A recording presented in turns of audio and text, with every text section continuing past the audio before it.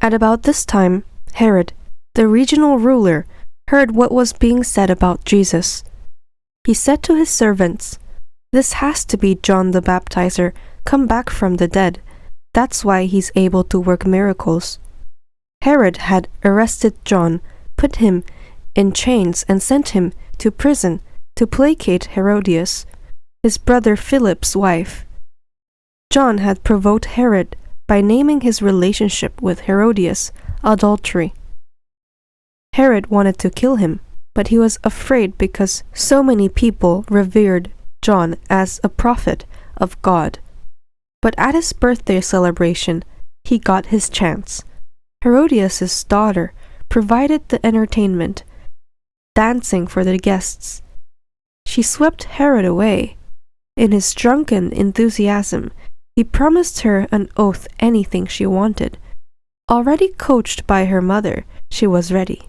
"Give me, served up on a platter, the head of John the Baptizer." That sobered the king up fast. Unwilling to lose face with his guests, he did it, ordered John's head cut off, and presented to the girl on a platter. She, in turn, gave it to her mother. Later, John's disciples got the body, gave it a reverent burial, and reported to Jesus.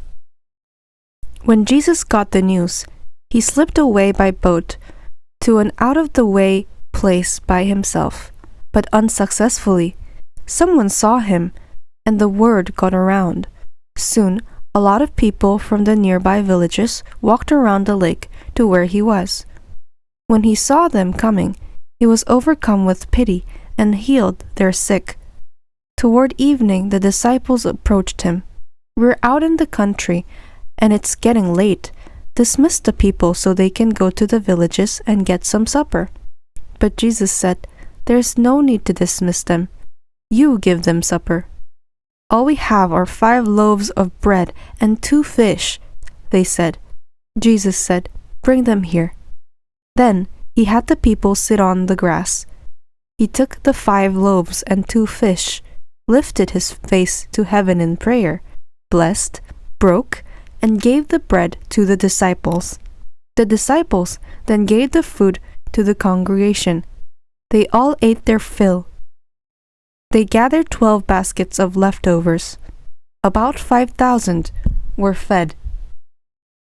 As soon as the meal was finished, he insisted that the disciples get in the boat and go on ahead to the other side while he dismissed the people.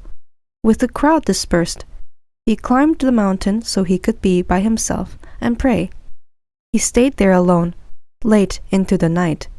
Meanwhile, the boat was far out to sea when the wind came up against them and they were battered by the waves. At about 4 o'clock in the morning, Jesus came toward them, walking on the water. They were scared to death. "A ghost!" they said, crying out in terror, but Jesus was quick to comfort them. "Courage, it's me. Don't be afraid." Peter, suddenly bold, said, "Master, if it's really you, call me to come to you on the water." He said, "Come ahead." Jumping out of the boat, Peter walked on the water to Jesus. But then he looked down at the waves churning beneath his feet. He lost his nerve and started to sink. He cried, "Master, save me." Jesus didn't hesitate. He reached down and grabbed his hand. Then he said, "Faint heart, what got into you?" The 2 of them climbed into the boat, and the wind died down. The disciples in the boat, having watched the whole thing, worshipped Jesus, saying, "This is it. You are God's Son for sure." On return, they beached the boat at Gennesaret. When the people got wind that he was back, they sent out word through the neighborhood and rounded up all the sick who asked for permission to touch the edge of his coat, and whoever touched him was healed.